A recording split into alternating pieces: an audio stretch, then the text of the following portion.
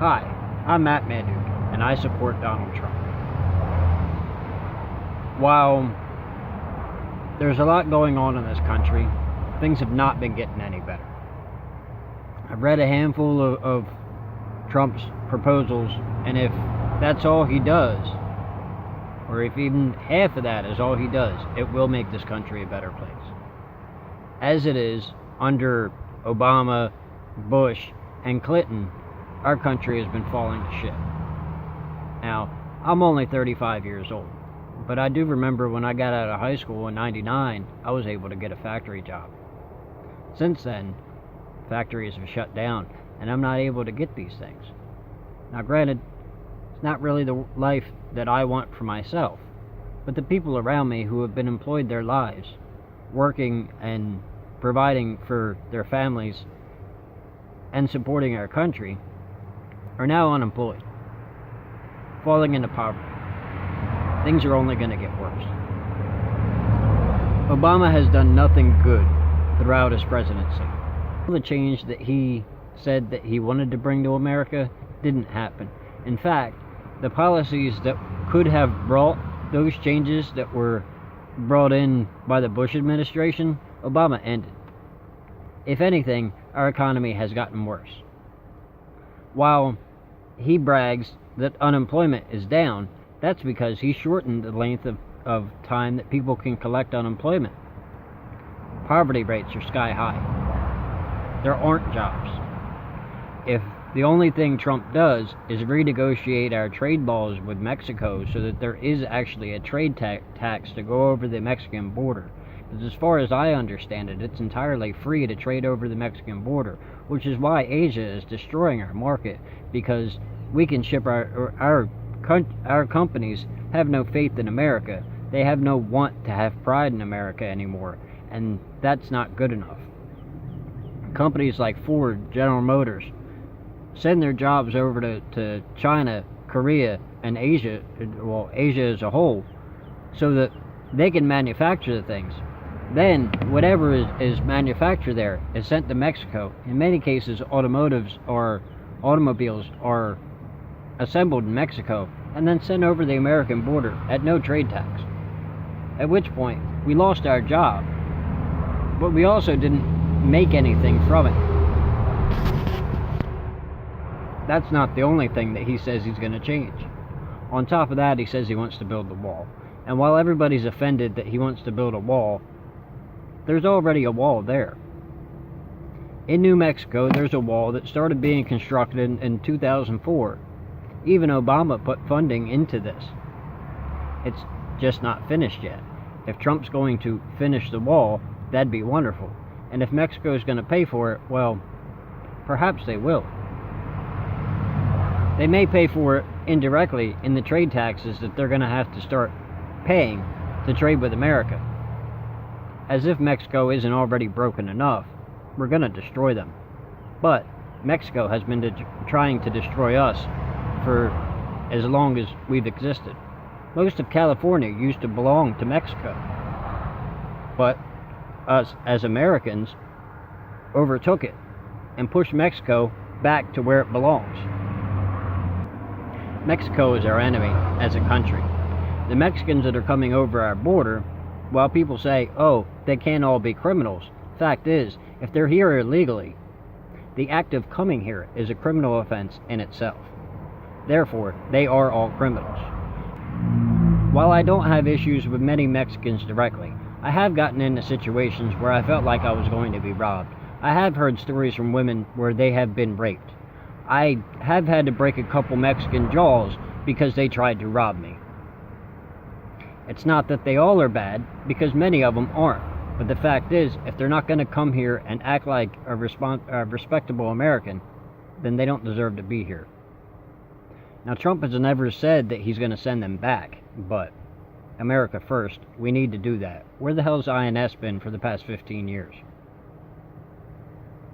I watched at the DNC illegal aliens speaking to America as though they belong here. I found that, at bare minimum, infuriating. Why would we even care what you think? You don't belong here. Neither does your anchor baby. Trump is not a racist.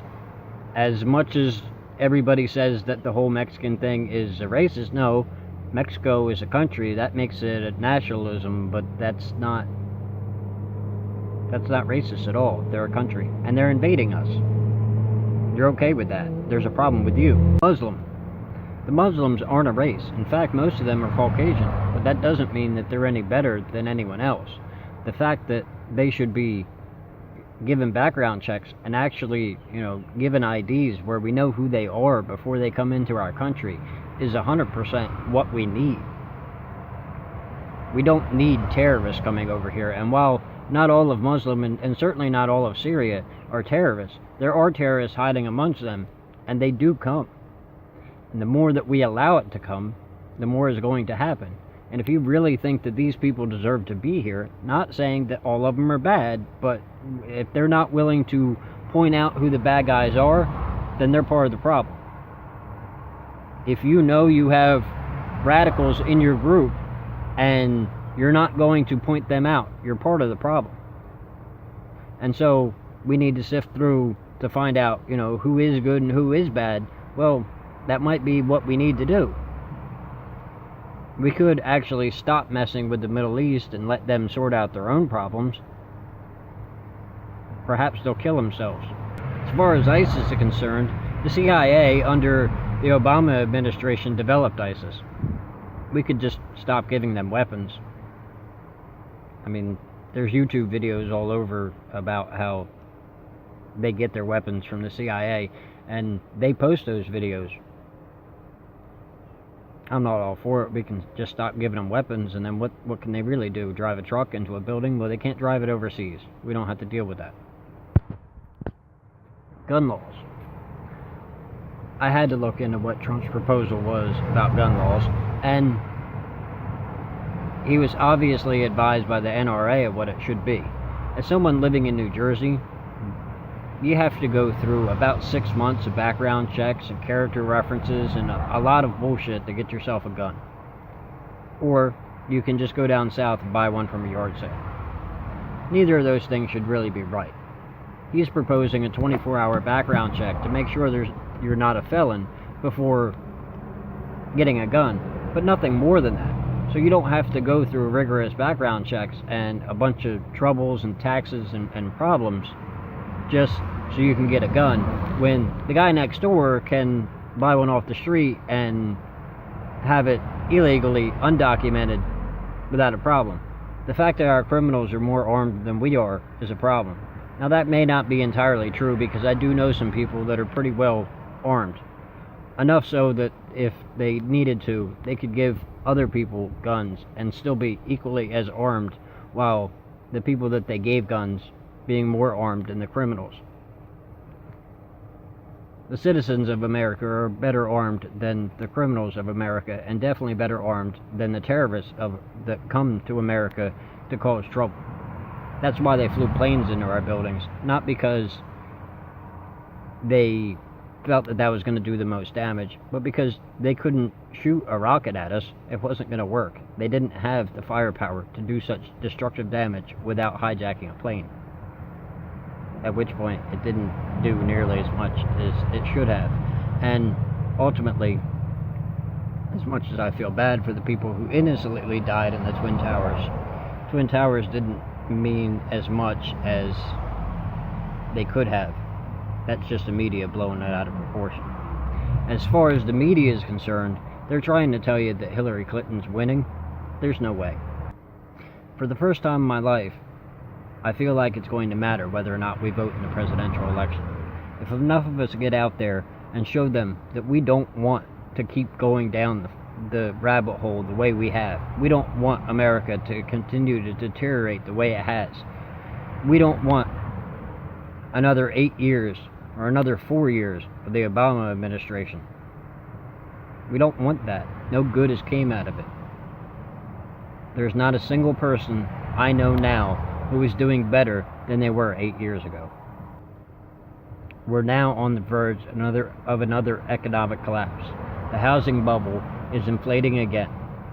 There are more foreclosures happening now than there were in 2008.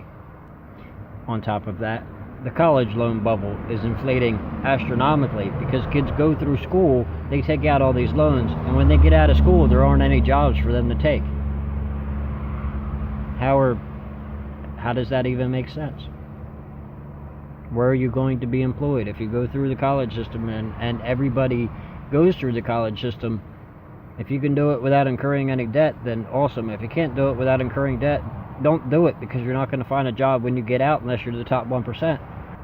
There are jobs, but not many, and if they're not municipal, good luck. Our education system's failed. America's falling apart. Even our roads are falling apart. We're shipping money overseas. That same money could restore our road system.